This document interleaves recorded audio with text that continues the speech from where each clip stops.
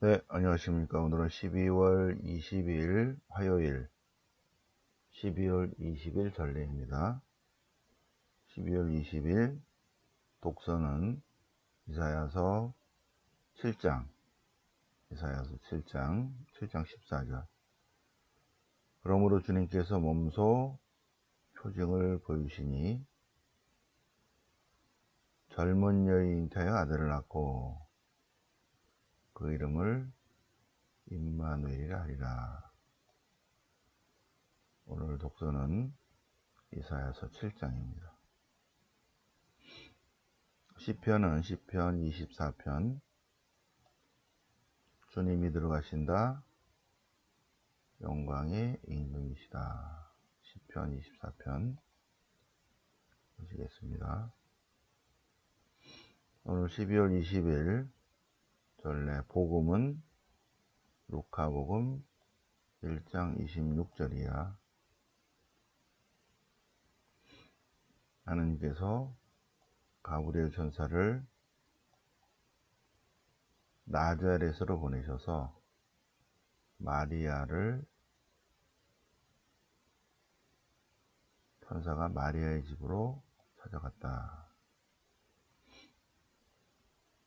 그래서 하느님의 메시지를 전했습니다. 어떻게 그런 일이 있을 수 있습니까? 하나님은 불가능한 일이 없다. 마리아가 주님의 종이오니 그대로 제게 이루어지소서. 네. 오늘 12월 20일 전례 같이 묵상하시겠습니다.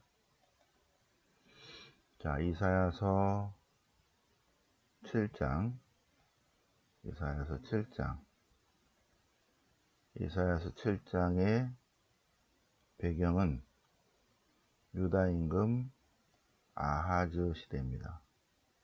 유다 임금 아하즈 시대에 그때 아람 임금은 르친이고 이스라엘 임금은 페카예요. 페카. 자, 아하즈 시대에 이렇게 됐죠. 아하즈 시대에 이스라엘의 임금은 계속 바뀌었습니다. 이스라엘은 볼까요? 이스라엘 임금은 솔로몬이 죽고 르하브암이 왕이 됐을 때 예로보암이 쿠데타를 일으켜서 독립을 해버렸죠. 북왕국 예로보암 1세. 그래서 예로보암이 이스라엘의 왕이 되고 그 다음에 그 아들 나답이 왕이 됐습니다. 근데 이 나답이 바하사한테 죽죠. 그래서 바하사가 쿠데타를 일으켜서 그의 아들 엘라까지. 근데 지므리가 쿠데타 일으켜서 7일 동안만 왕을 하고 오므리가 지므리를 제압을 하고 오므리 왕조를 세웁니다. 오므리 왕조. 그래서 오므리의 아들 아합의 아들 아하지야가 일찍 죽었어요. 그래서 다시 아합의 아들 요람이 왕이 됩니다. 요람이. 그런데 예후가 쿠데타를 일으켜서 다 죽이죠. 그죠? 그래서 이제 이쪽에서는 아달랴가 왕이 됩니다. 여왕이 되는 거죠. 자, 이제 예후 왕조가 쭉 내려옵니다. 요호, 아하즈, 요아스, 예로보암 2세, 스가랴까지 1대, 2대, 3대, 4대, 5대 쭉 내는데 스가랴는 6개월만 왕하고 살룸한테 죽어요. 근데 살룸도 한 달밖에 왕을 못하죠. 므나헴이 쿠데타 일으킵니다. 므나헴이 10년 동안 왕하고 프카흐야가 왕권을 잇는데 이 왕도 2년밖에 왕 못하고 페카가 왕권을 잡습니다. 이 페카도 2년밖에 왕을 못하죠. 그죠? 네, 2년밖에. 그리고 이제 호세아 예언자가 아니라 호세아 왕입니다.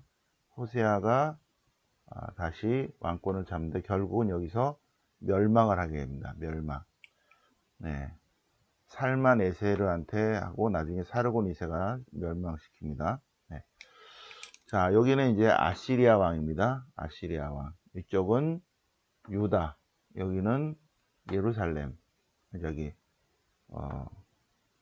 북이스라엘, 여기는 남유다 왕, 여기는 북이스라엘 왕, 여기는 아시리아 왕입니다. 아시리아 왕. 자, 아하즈 시대에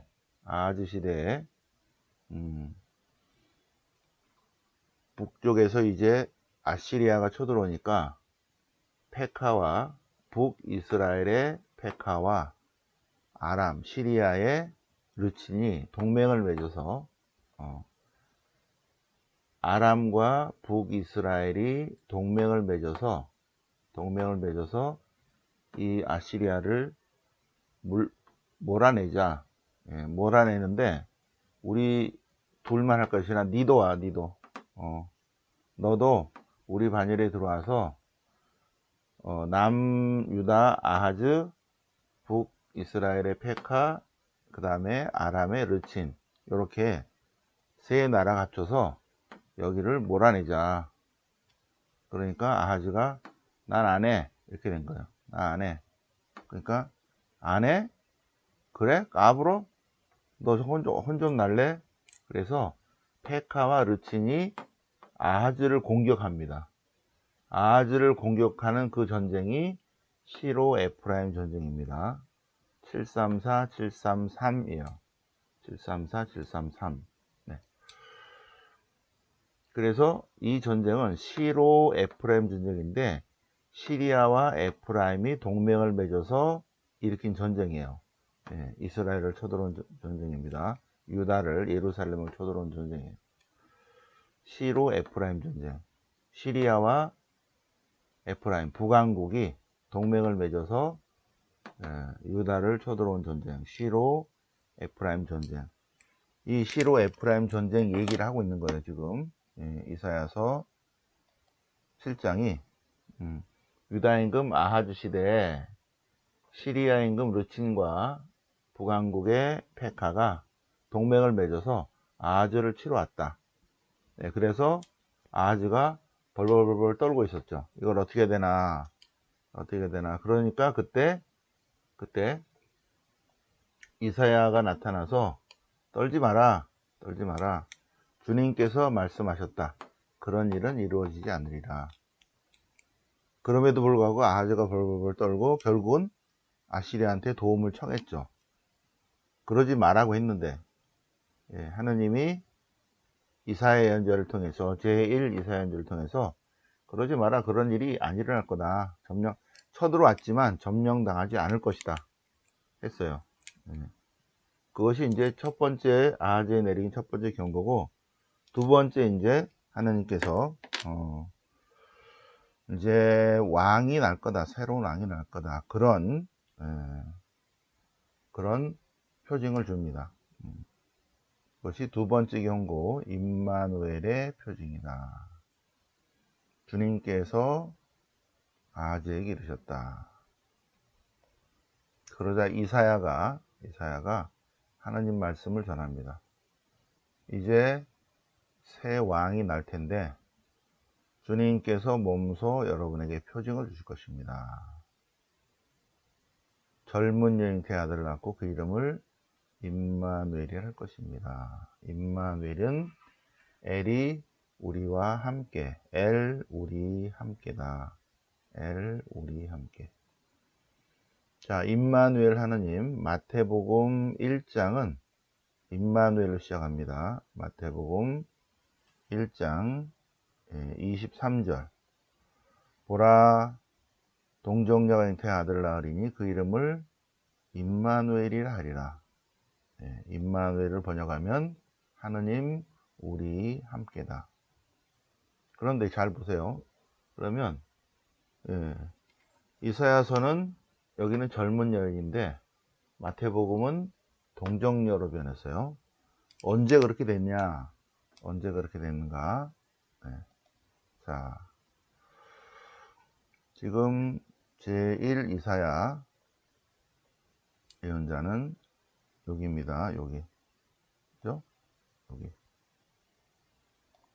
그리고 시로 에프라임 전쟁은 733, 734니까 734, 733이니까 이쪽이죠. 그죠? 이쪽. 그런데 이 예언서는 제2 이사야 예언서 그리고 제3 이사야 예언서가 돼가지고 언제 묶어지냐면 마이너스 300년경에 마이너스 300년경에 요때 마이너스 300년경에 400년에는 구경이 완성이 되고, 그죠? 400년에는 구경이 완성이 되고 100년 지난 다음에 나머지 거의 다가 구약 성경이 다 완성됩니다. 그 중에 하나가 예언서예요. 예언서의 첫 번째 덩어리는 이사야서, 두 번째 덩어리는 예레미야서, 세 번째 덩어리는 에제키엘서, 네 번째 예언서는 12소 예언서. 그래서 네 예언서로 편집 완성되고, 그 다음에 515년 제2성전으로 인해서 시편집이 모아지면서, 그죠? 성전 전례를 해야 되니까. 그러면서 최종적으로 마이너스 300년경에 150편이 완성되죠. 그래서 구경, 역사서, 예언서, 시서, 그 다음에 지혜서만 남았죠. 지혜서는 나중에 이제 쭉 됩니다. 그런데 이 모든 것들이 다 히브리어로 쓰여요. 구약성경이니까 히브리어로. 그런데 지금 시대가 어느 시대냐면 이 시대가 히랍 시대니까 프톨레마이오스 2세가 이 70인역을 만들게 지시를 합니다. 이스라엘이지만 지금 이때는 이집트 지배 시대니까 마이너스 250년경에 이건 역사적 배경을 설명했죠. 내가 이 세상에서 제일 훌륭한 책이 뭐냐 그랬더니 사람들이 다 요거요 그런 거예요. 요거 토라요.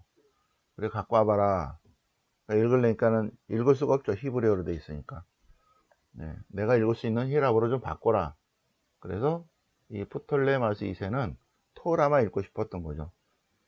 근데 토라의 번역 작업을 하고 다시 예루살렘으로 돌아간 이 학자들은 계속 신명기계 역사서, 역대기 역사서, 그 다음에 예언서, 시서 계속 쭉 번역을 한 거죠.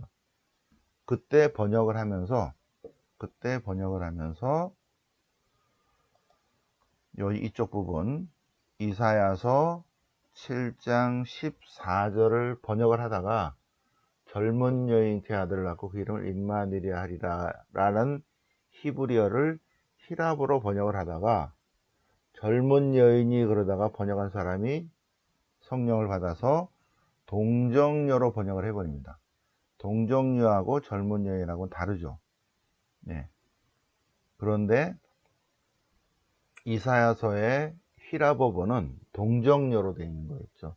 근데 마태복음사가는 이 히라버 번역본을 가지고 이제 쓴 거죠. 그래서 여기서 23절 보라 여기에 얘기하는 거 동정녀가 잉태하여 아들을 낳고 이름을 임마누엘이라 하리라는 예언이 이루어졌다 그 얘기입니다. 설명을 하는 거죠. 이루어졌다. 그리고 임마누엘은 번역하면 임마누엘 엘 우리 함께다. 엘 우리 함께. 자, 그런데 마태복음은 임마누엘 1장 23절 임마누엘로 시작해서 맨 마지막 마태복음 28장 19절 마태복음 맨 끝입니다. 마태복음 28장 19절 보라 내가 세상 끝날까지 언제나 너희와 함께 있겠다. 엘이 우리와 함께. 마태복음은 임마누엘로 시작을 해서 임마누엘로 끝난다. 그래서 마태복음은 임마누엘로 시작해서 임마누엘 끝나는데 그 임마누엘은 이사야서 7장 14절의 히라버 그리스어 번역본이다. 설명을 저번에 한번 드렸고 다시 한번 설명을 드립니다. 시편 24편 네. 자, 일어서라. 임금님이 들어가신다. 임금님 누구이신가? 주님이 임금님이시다. 영광의 임금님이 들어가신다. 주님이 우리의 임금님이시다. 네, 성전에 들어가신다는 내용입니다. 복음은 루카복음 1장 예수님의 탄생 예고, 루카복음. 여기에서 천사 가브리엘이 나타나서 즉할에게 나타나고 그 다음에 성모님에게 나타나십니다. 루카복음 1장 28절 은총이 가득하신 마리아여 기뻐하소서 주님께서 함께 계시니. 성모성의 맨 앞부분은 바로 여기입니다. 루카복음 1장 28절입니다. 자, 이제 아들을 낳을 것이다. 그 이름을 예수라 하여라.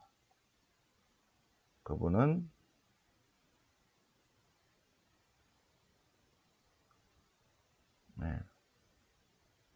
온 세상을 구원하실 분이시다.